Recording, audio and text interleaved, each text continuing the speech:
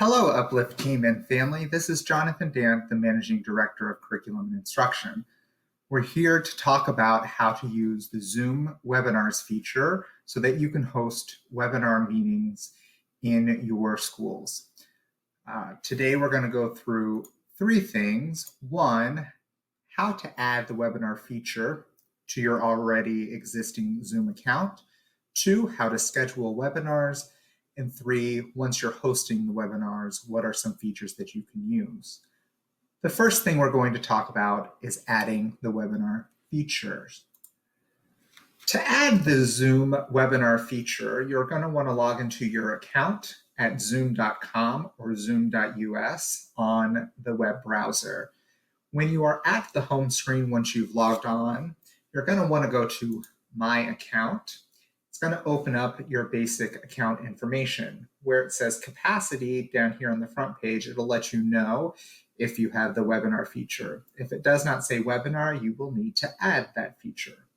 To do that, you need to go down to the left-hand side of the page, down to where it says account management.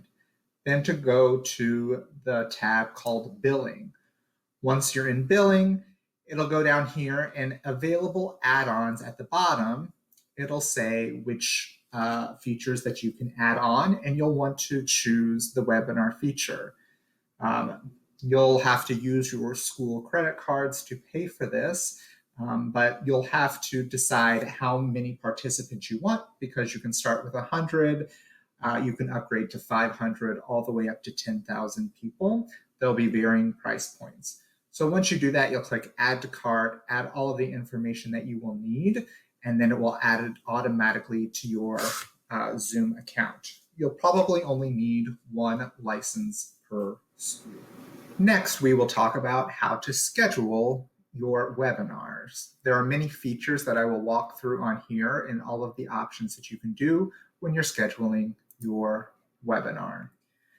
The quick difference between a webinar and a meeting is that on webinars, you are broadcasting information, and the participants really only have access to watch this. They can submit questions, but those questions aren't viewed by all of the other participants.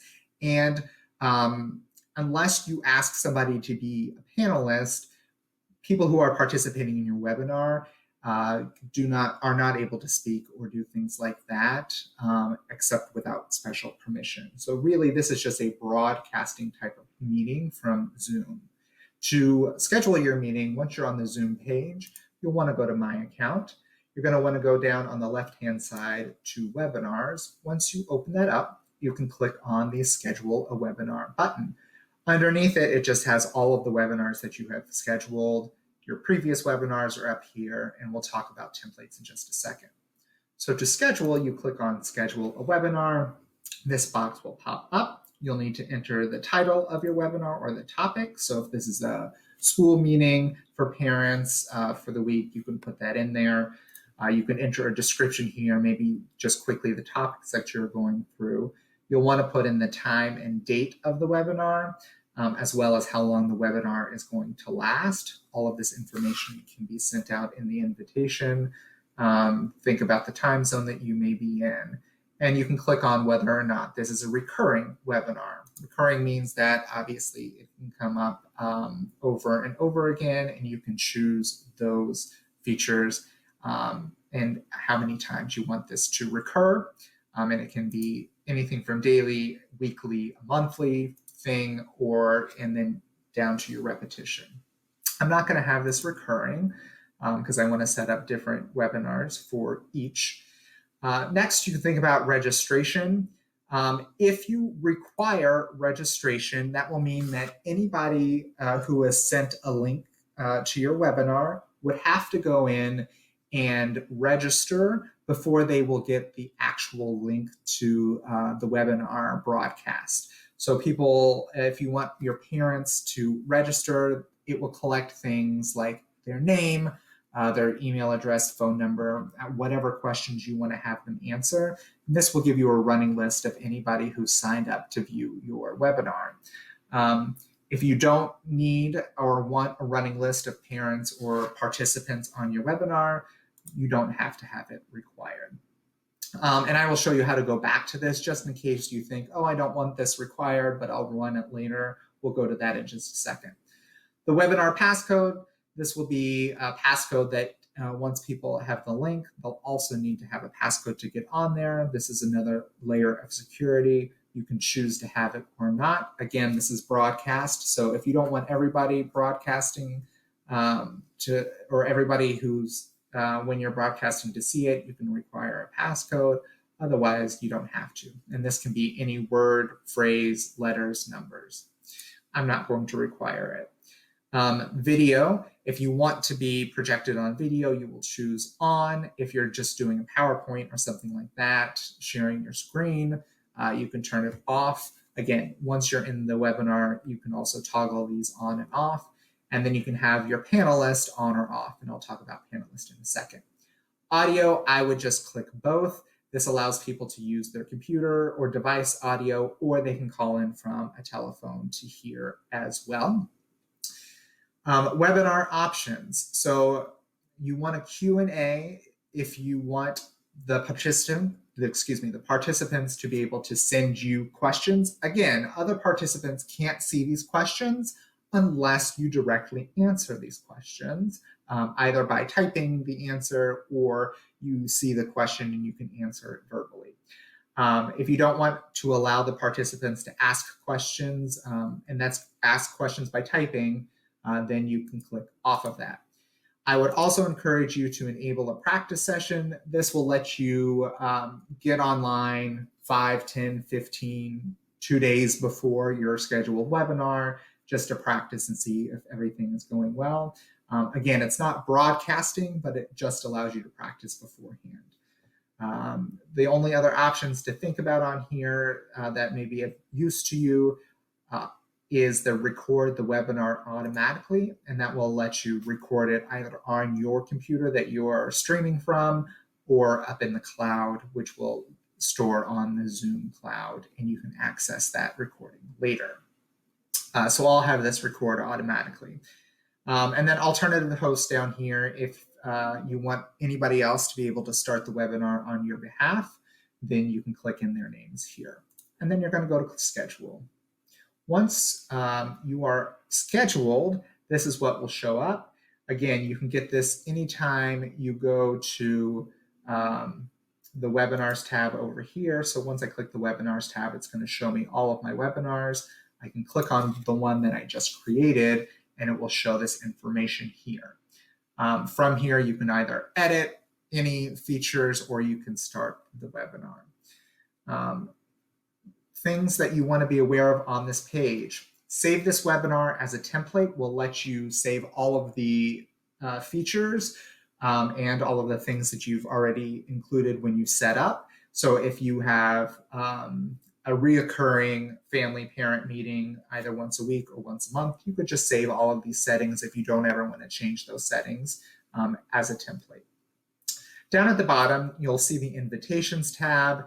The first one here is a panelist. So panelist, if you're an academic director, say, and you are hosting a meeting and you want other teachers or your deans to be able to answer questions that come from your participants that are typing in questions, you can invite panelists by clicking edit, and it will allow other people to answer questions that are coming in. And once those questions are typed out and answered, then all of the participants will be able to see those answered questions. Invite attendees. So here you can click on copy invitation, and that will just let you copy to your clipboard all of the information that you may want to send out through another another mail platform. You can also send the invitation to yourself. And then let's say that you didn't have people register, but now you've gone back and said, hey, I want my parents to register. You can go down here and click edit next to approval. That will pull up your registration options to where you can click required. The two big things on here are whether you want to automatically approve anybody who registers or you want to manually approve. So if you have a bunch of participants who are registering, but you want to make sure that they are indeed parents on your campus, you can click manually approve, and then it will just approve those who are coming up, you can just choose yes or no once you receive the registration, so you can cross-check it against any list that you may have. If you click automatically approve, or once you click yes to their approval, when you click manual, then it will send them the link to the actual webinar. Notification, this will let you just send an email to the host when somebody registers, so you know if you have people joining or manually. Like I said, I don't want anybody to have to register, so I'm not going to click required. But if you do and you want to think about the questions, once they receive the invitation to register, you can click on all of these fields that they have to figure out, or you can create your own custom questions, such as, what grade is your child in, who's your child's teacher, or something like that, that can go into their registration form. That is all that you need to know for registering and scheduling. And the last thing that I would like to walk you through now is what to do to host or start your webinar, and what are some of those features that you can use once you're on the Zoom main page and you want to find your webinars because you're about ready to start your broadcast.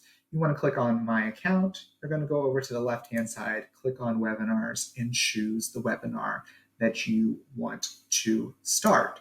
So you can click on My Webinar. It will pull up, again, all of the information about your webinar and if you need to change anything. But if you're ready to go, and again, you may be ready to practice and not broadcast yet, you can click on Start This Webinar. Now it's going to ask me to open up my Zoom Meetings template. So if it asks you to open up your Zoom desktop application, just click on the Open Zoom application. It will pull up your box. Next, it'll ask if you want to join with computer audio or call from your phone. I'm going to click Join from computer audio. I started without my video on, so that's why you see this screen right here. And then at the top, you'll see where it says practice mode only. Attendees cannot join until you broadcast. So this is our practice session. If you want to click on broadcast, that will start your broadcast live. Again, since we chose it to record as soon as it opened here, it started recording. You can pause that or stop that. So if you don't want to record your practice session, you can click that, or you can go in and edit it later. Great. So next, we're going to share our screen because I want to get ready. And so I'm just going to go click on Share Screen. It's going to pull up all of the different things that you're able to share. So I'm going to share just the screen that we were just looking at. So that would be screen number 2. I'm going to click Share. And then at the top, it gives you all of the buttons that you'll need to do to control the webinar. You are the only one who can see, all of the features here. So it will tell you, again, if you need to mute yourself, if you need to start the video, if you want to look at all of the participants. The Q&A will show you all of the open questions that people have submitted, and then any questions that have been answered. So you can see what kind of questions people are asking. Again, the participants can't see the questions until you answer them, but it will show you all of their questions. If you have any polls or polling questions that you have put before the meeting, or you want to create while you are in practice session or before the meeting, or even during the meeting, you can go to polls. And remember, we're not broadcasting yet. We're still in practice mode. So if I wanted to broadcast, I would just click on the broadcast, and now it tells me that I'm broadcasting to everybody who is attending. If I wanted to pause my screen share, I can go to the top and click pause. If I wanted to annotate anything on the screen, I could click annotate. You can also go to the more, which opens up all of the other features that you can do, like live streaming to Facebook or YouTube. So if before you clicked broadcast, you wanted to live stream this on Facebook as well, you can go to more and click on live on Facebook or live on YouTube. You can also, this is where you can end the meeting, so that if you're ready, you'll just click in the meeting, which will end the webinar for all of the participants. One last feature I want to show you from the Zoom panel is the chat feature. So I'm not broadcasting. I've gone back to not broadcasting yet. And so I want to click on chat. And this will allow me to chat with either my panelist or all of my panelists and attendees. This will also, if you click three dots over here, attendee can chat with, and then you can say, this will allow you to either have a chat box or not have your attendees have a chat box. So I want to click on no one, or you can have your attendees just chat with the panelists that you've already approved. So if you don't want any live chat feature, just make sure you come in here and click no one, or you can click that attendee can chat with either the panelist or everybody who is attending the webinar. So that's the last quick feature that I wanted to share. Thank you so much for walking through Zoom webinars with me today. If you have any further questions, you can fill out your IT help ticket. You can also go to the Zoom website, and at the very top on the main page, if you go to the very right, there is a support button, and that has video tutorials, walkthrough tutorials on all of the features of Zoom. You're also free to email me. Again, my name is Jonathan Dant at jdant@uplifteducation.org. Happy webinaring, everyone.